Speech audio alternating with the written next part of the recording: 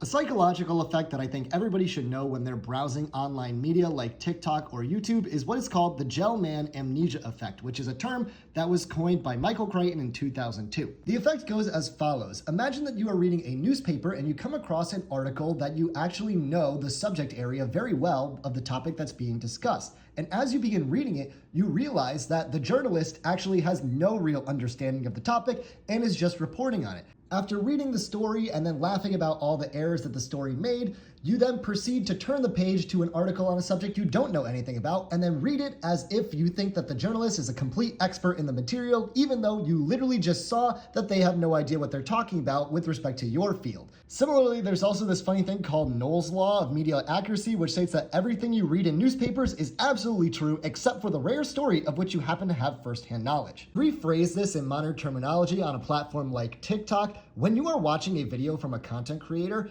being good at making content does not mean that you are good at the subject that is being discussed at hand. You have no idea the credentials of the content creator that you are watching more often than not. And it's even worse than a newspaper because TikTok creators do not have to go through a rigorous editing process. They can post whatever the fuck they want, unlike a journalist who has to actually adhere to journalistic standards. I mean, for example, I make math content.